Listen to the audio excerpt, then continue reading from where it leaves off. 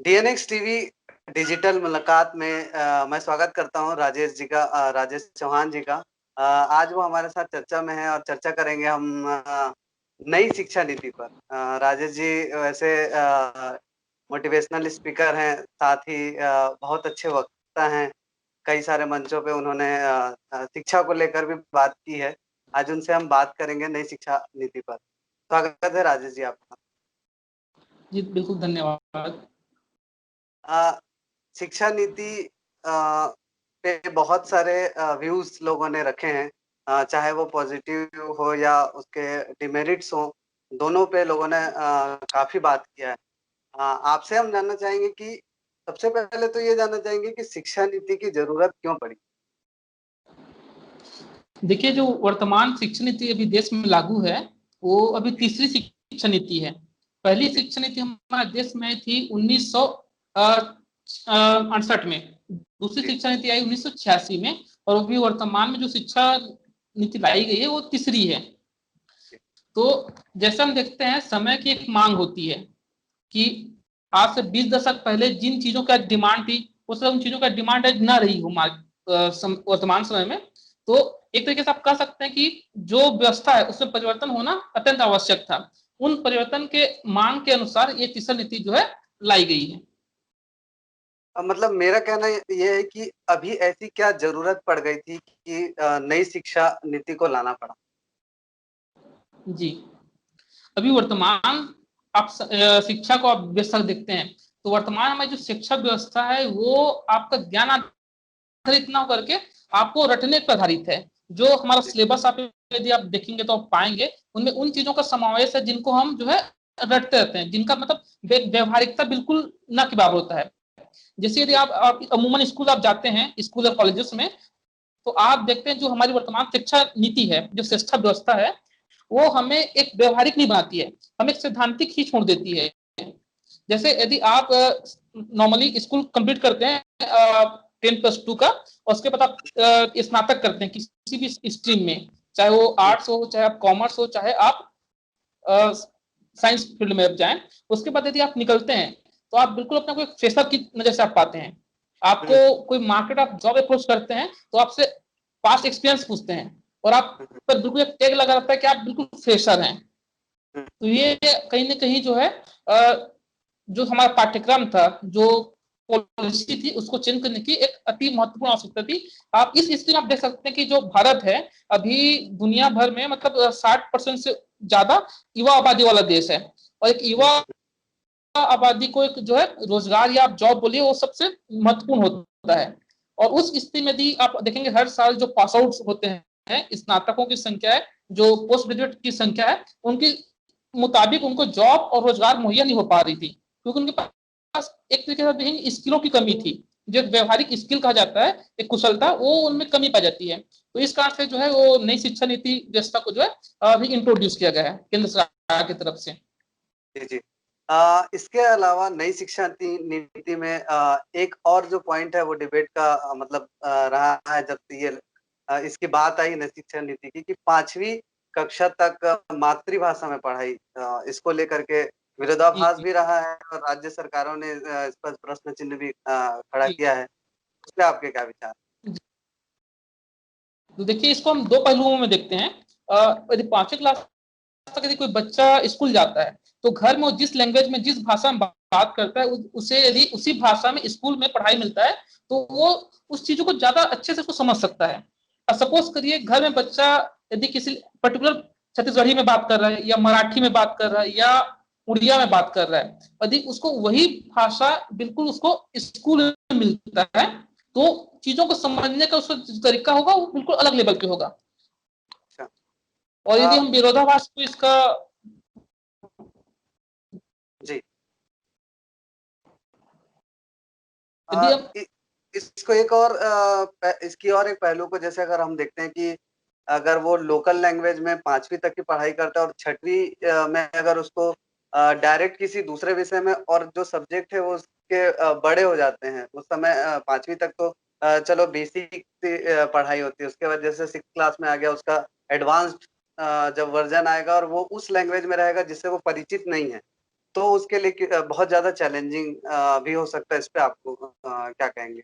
देखिए ये अब इस सरकार की पॉलिसी है, इसमें उनको सरकार ने भी स्पष्ट नहीं किया है, लेकिन ये जहां तक मैं देखता हूँ, ये जो हम इस पॉलिसी को हमने लगभग जापान और जो और एशियन अदर कंट्रीज हैं, वहां आप देखेंगे जो प्रारंभिक शिक्षा होती है, स्कूली शिक्षा, वो उनके मूल भाषा ये कहीं कहीं उनसे अडॉप्ट किया गया है। लेकिन सरकार ने भी इसमें ऐसा कुछ स्पष्ट नहीं किया है कि वो आफ्टर 5th क्लास 5वीं के बाद क्या उनकी रणनीति रहेगी। और यदि इसमें कुछ कमियां मुझे इस तरीके से दिखती है कि सरकार का कहना है कि प्रारंभिक शिक्षा जो है मातृभाषा में होगी, लेकिन यदि एक ही क्लास में यदि अलग अलग राज्यों के बच्चे मान लीजिए मौजूद हैं, तो उनके साथ आप कैसा ट्रीट करेंगे, उनको आप क्या अलग रणनीति बनाते हैं। यदि आप उम्मीद करिए कि यदि कोई किसी बच्चे का ट्रांसफर लेकर के यदि एक स्टेट से दूसरे स्टेट में जाता है और अलग भाषा उसको अडॉप्ट करना पड़ता है उसी बीच में, तो वहां पर एक साथ कई अलग अलग भाषाओं को पढ़ाने के लिए सरकार ने नीति स्पष्ट नहीं की है। लेकिन जहां तक उनका जो पॉलिसी है कि प्राइमरी तक मातृभाषा में पढ़ाना, ये बहुत ही स्वागत योग्य कदम है। जी जी। पहले इससे पहले 10+2 वाली पद्धति थी, अब 5+3+3+4 वाली जो पद्धति है वो किस हिसाब से एग्जीक्यूट होगी स्कूलों में? इस पर थोड़ा प्रकाश डालें। देखिए पहले अमूमन हम देखते थे कि क्लास 5 में बोर्ड होता था, फिर 8 क्लास में बोर्ड होता था, फिर 10th, और 10th के बाद आप कोई भी एक जो है स्ट्रीम चूज कर सकते थे और आप उस स्ट्रीम में आगे बढ़ सकते थे।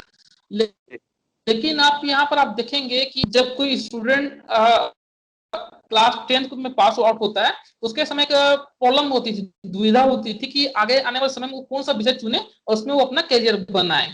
लेकिन हम यहाँ पर पाते थे कि स्टूडेंट जो है 10th आफ्टर मतलब 10th क्लास को बोर्ड के बाद जो भी उनका मार्क्स आते थे उसके हिसाब से वो अपने नंबर के हिसाब से एक भी स्ट्रीम सेलेक्ट कर लेते थे।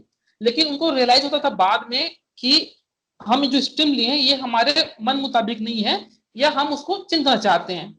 यदि आप पाएंगे आज के डेट में कोई भी व्यक्ति जो है एक समय में एक जॉब नहीं करता है। यदि वो चुनता है एक पर्टिकुलर जॉब को, लेकिन आने वाले कुछ समय में उसकी चुनौतियां, उसके जो लाभ हानि है उनको देख करके अपना स्ट्रीम बदल देता है, अपना करियर बदल देता है, तो उनके पास कुछ अलग से विकल्प नहीं रहता है। तो इस चीज को क्या है उन्होंने पर्टिकुलर चेंज किया, पूरा इसको जो मसौदा था उन्होंने लगभग पूरा बदल दिया है। अब यहाँ पर आप देखेंगे 5+3+3 और 4 का, इसमें आप पाएंगे आप जैसे क्लास 6 में आप इंटर होते हैं तो आपको जो है प्रोफेशनल विकास और कौशल की कुछ कक्षाएं मिलेंगी। आप अपना पढ़ाई करते करते ही जो है कोई भी एक प्रोफेशनल कोर्स में आप एंट्री पा सकते हैं।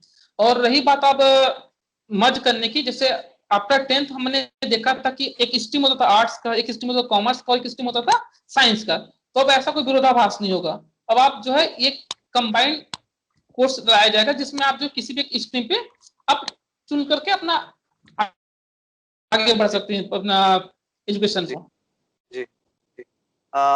सबसे अहम सवाल ये है कि जब भी या तो सिलेबस बदला है या शिक्षा नीति में कोई बदलाव हुआ है, सबसे ज्यादा चैलेंज जो है वो टीचर्स को फेस करना पड़ा है। आप भी लंबे समय तक स्कूल में teacher as a teacher work किए, तो ये कितना चैलेंजिंग होगा टीचर्स के लिए?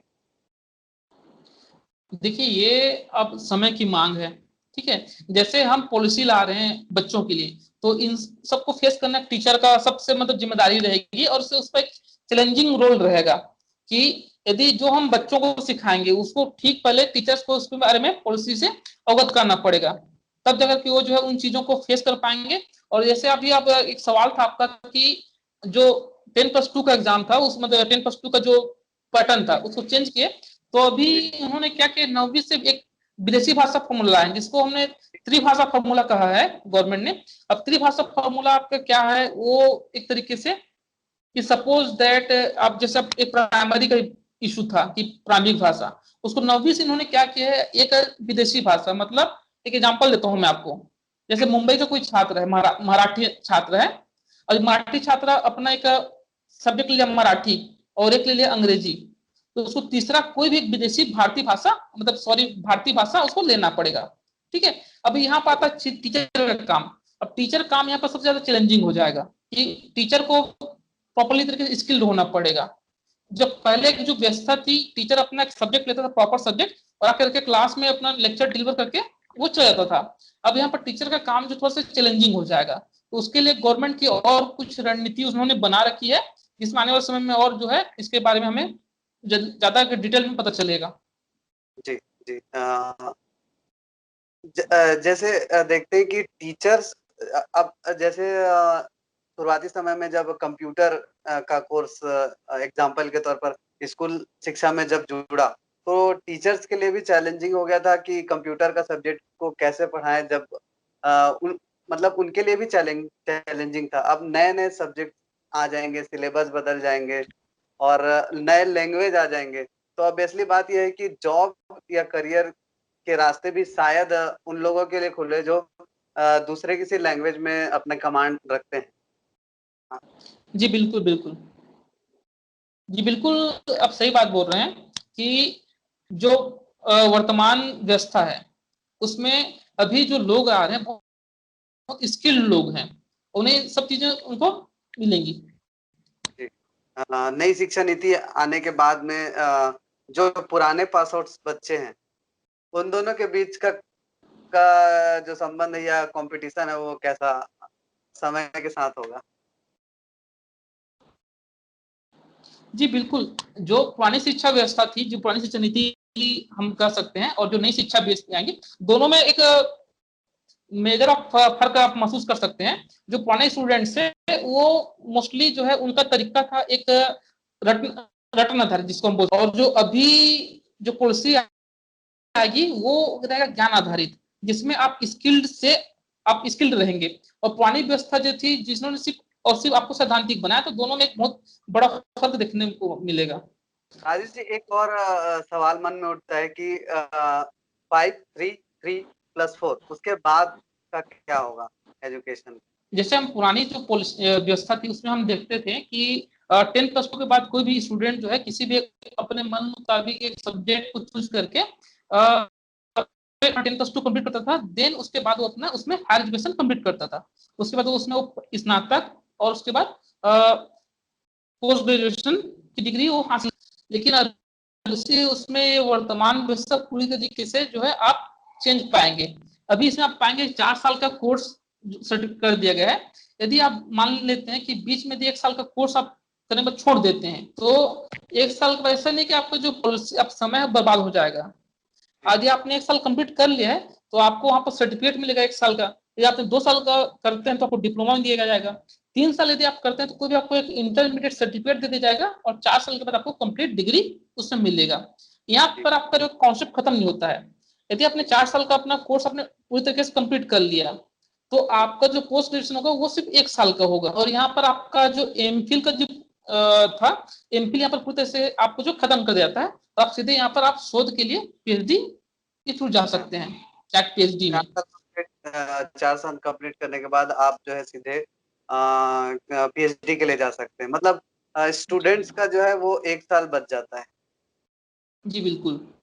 और यहाँ पे ये गवर्नमेंट का जो केंद्र सरकार का इसमें जो पॉलिसी थी कि जो उच्च शिक्षा का रेशियो है हमारा, उसको 2035 तक जो है उसको 50% करने का लक्ष्य रखा गया है। जो अभी वर्तमान में 26.3% का आंकड़ा है देश का, उसको 2035 तक 50% करने का केंद्र सरकार का लक्ष्य रखा गया है इन्होंने, हाँ जी। जिसके तहत वो 3.5 करोड़ सीटें जो है वो बढ़ाने की योजना है भविष्य में। जी।